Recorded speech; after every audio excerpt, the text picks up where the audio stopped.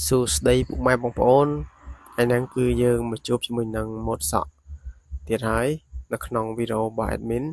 ដែលជាវីដេអូមួយដែលទាក់ទងជាមួយនឹងការ review ម៉ូតសក់ថ្មីឬក៏ម៉ូតសក់តាមប្រទេសបើជាដំបូងហ្នឹងគឺកុំភ្លេចផ្ដល់កម្លាំងចិត្តមុននឹង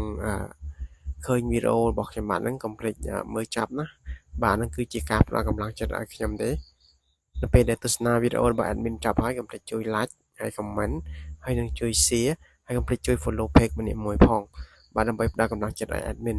សម្រាប់ម៉ូតសក់ថ្ងៃហ្នឹងគឺជាម៉ូតសក់មួយដែលបាទ admin ដកស្រង់ចេញមកពីតាមប្រទេសទៀតហើយបាទពុកម៉ែបងប្អូនបាទគឺមានសារៈសំខាន់មែនទែនណាម៉ូតសក់ទាំងអស់នេះដែល admin នាំយកមកណាជាសក់មួយឬក៏ម៉ូតសក់មួយដែលយើងមើលទៅគឺយើងអាចបានន័យថាយើងមើលទៅគឺយើងអាចយកអ្វីដែលថ្មីឬក៏បទពិសោធន៍ដែលថ្មីដែលយើងអត់ធ្លាប់មានឬក៏តិចនិចដែលថ្មីតិចនិចដែលល្អដែលយើងអត់ធ្លាប់យកមកប្រើនៅពេលដែលយើងឃើញវីដេអូរបស់ admin ហើយអាចយកបាទសូមអធិស្ឋានបាទនិយាយជាមិត្តអាចយកវាមកប្រើបាន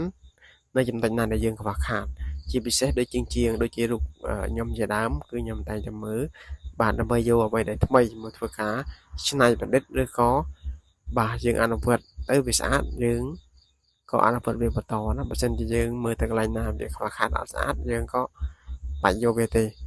ហ្នឹងហើយវីដេអូគឺអត់មានអីទេយើងគ្រាន់តែយកមក review សម្រាប់ចែកចាយឲ្យពុកម៉ែបងប្អូនក៏ទស្សនាហើយនឹងបានស្គាល់ទម្រង់សក់នឹងឯងអូខេឥឡូវយើងតាមដានជាមួយនឹងខ្ញុំបាទទាំងអស់គ្នាបាទនៅក្នុងវីដេអូរបស់ខ្ញុំបាទនៅក្នុងការ review នេះណានៅក្នុង page របស់ខ្ញុំបាទផ្ទាល់តែម្ដង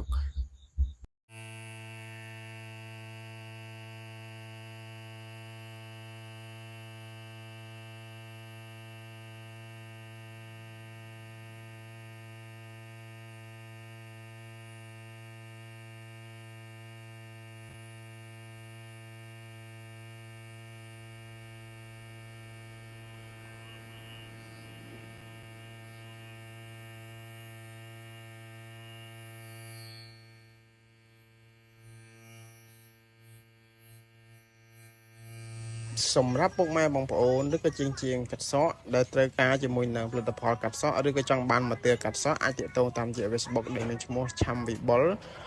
បាទឬក៏លេខទូរស័ព្ទដែលមានដាក់នៅខាងក្នុងវីដេអូ016 9398 19បាទគឺមានការទទួលខុសត្រូវនិងមានទំនួលខុសត្រូវខ្ពស់រាល់ឧបករណ៍ឬក៏ផលិតផលដែលទិញពីខាងខ្ញុំបាទទៅគឺមានការធានាត្រឹមត្រូវបាទសម្រាប់ពុកម៉ែបងប្អូនដែលចាប់អារម្មណ៍កុំភ្លេចទាក់ទងតាមរយៈលេខទូរស័ព្ទ016 9398 19បាទ